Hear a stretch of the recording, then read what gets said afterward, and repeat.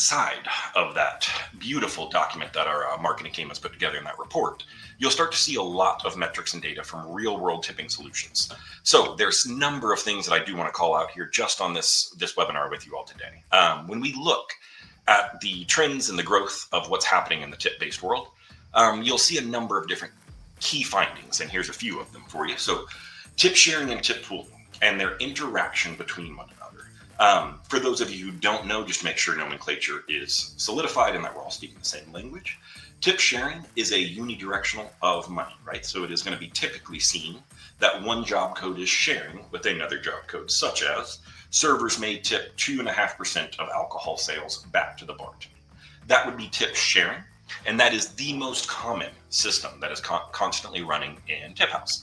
Then there are things like tip pooling, where you say, hey, this is a bi-directional movement of money. We're going to take all of the tips earned by certain tip earners, and we're going to put that into a pot, and then we're going to redistribute that right back to those same tip earners. Maybe they make more money from it, less money, the same amount of money. It really depends on the operations and how your teams run that restaurant, what behaviors you're trying to incentivize. It should come as no surprise, as you see over here, that tip sharing is more common than tip pooling. One of the most reasons obvious for this is that tip pooling typically includes multiple employees, right? It may include 4, 5, 6 different job codes, whereas tip sharing is typically far less. So you can accomplish more with a tip pool. That does not mean you should use one over the other. Typically, we recommend using them in conjunction for the best results, but we do want to call out what that looks like. Then we can see down here, daily tip sharing versus time of sale tip sharing.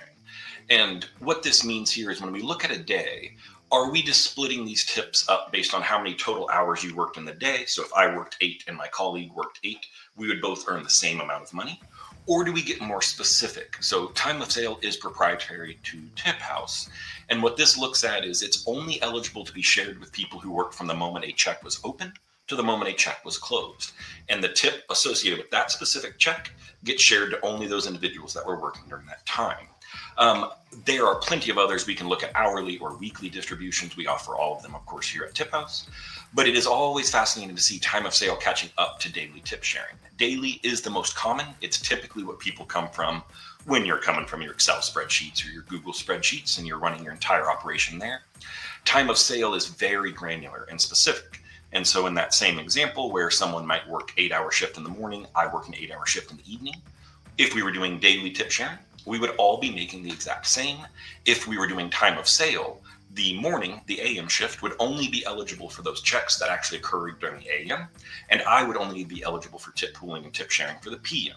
So it's a really great way to fine tune your operations, make sure the people who are working during the busiest shifts are earning the lion's share of that money, because it is, of course, them assisting that work. Some really other interesting pieces is we constantly see growth in active tip rules, tip shares, tip pools. And what this is normalized against our natural growth as a company. And so this is that restaurants and hotels and bars and things of this nature are always creating more rules to get more specific, right? As you work with TipHaus, one of the most beautiful aspects to it is it allows analysis. It allows you to go back and say, okay, who am I having the most trouble retaining on staff? Or which of my employees are being the most frustrated or experiencing issues? When do we have issues with, the food going out on time that we may need to bring an expo in? And how do we get them a little bit more of that money to ensure a smoother operation, right? Will the servers be willing to give up a little bit more money knowing their food comes out on time, it's coming out hotter, they're having less guest interactions of a negative manner? All of these are great, right? Cash, as always, we're trying to figure out ways how to deal with cash. So there is an increase in how we distribute that cash and what we can do with it. And then, of course, tip sharing is more common than tip pooling, and daily tip sharing is the most popular, but our proprietary time of sale is just about to catch up, and we do expect this year for it to overtake daily tip sharing. Next, we can start to see trends with employees of restaurants wanting greater transparency, wanting access to their money, wanting to make sure that they understand exactly what is going on. And so all of these are super critical for a restaurant's operations, right? We know the staff is your frontline sales team, right? Your front of house may be the only guest interaction that your guests actually have. They're not interacting with the managers typically. They're certainly not interacting with accounting or payroll groups. So how do we make sure that those few touch points that really define a great guest interaction are what we can control. And we do that by ensuring that our staff is as happy as possible. They have as much trust in the restaurant as possible, that they know they're going to get their money in a timely manner, so they're willing to work more shifts, late notice, etc. And so again, normalizing for all of our natural growth, the employee app continues to grow. So this means restaurants that are already using TipHaus, even after years, they continue to see a higher percentage adoption of their existing employees, referencing that employee app. And all that does is break down all of the tips that they earned, where their tip pools and tip shares are going, how much money they're sharing, all of the good stuff that you want to see as a restaurant employee. And we provide that to you, of course, naturally. And then there are things like peer-to-peer tipping. Again, that ability that servers and bartenders can share money digitally through that employee app back and forth to one another. So if somebody needs to cover a shift, or if someone really picked up a table that server A received the tip for and the credit for, but server B actually did the majority of the work, server A was just in the weeds and could not get out of it, you can send some money back and forth to help accommodate that. And then last but not least is this custom reporting piece, and always interesting to see, as this is going to help operators ensure that their data is getting into the tools and softwares that they need to make sure that their life is efficient and quick. Last but not least, these are just fascinating pieces of data that we like to highlight and that you will see a ton of in our trends report coming out here in a few short weeks. Peak days, high traffic events, tip amount trends. So as it should come to no surprise to the restaurant operators here today, Saturday is typically our best day for tips across all restaurants that you see.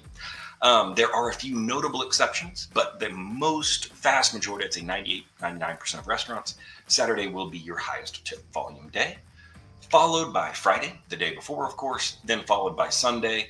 And after Sunday, you have this tremendous drop off, right? Monday, Tuesday, Wednesday, Thursday, all ramping up into the busiest weekends that you have and going forward.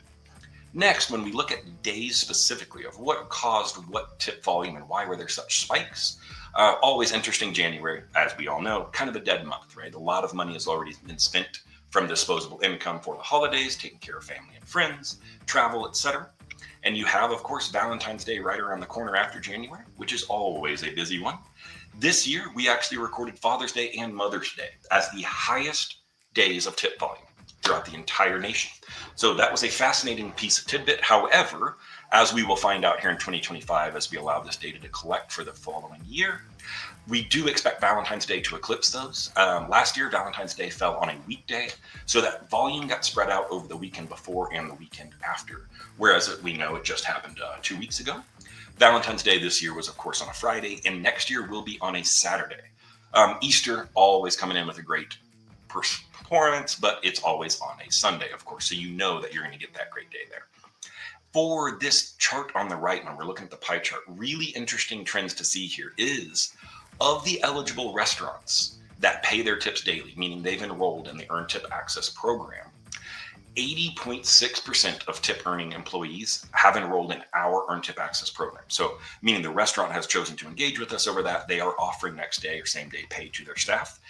Almost 81% of their employees enroll in that within the first 30 days of it being offered. And then you'll see these are the paycheck periods that 13.3% will elect on a bi-weekly paycheck and 6.1% will elect to receive it on their weekly paycheck.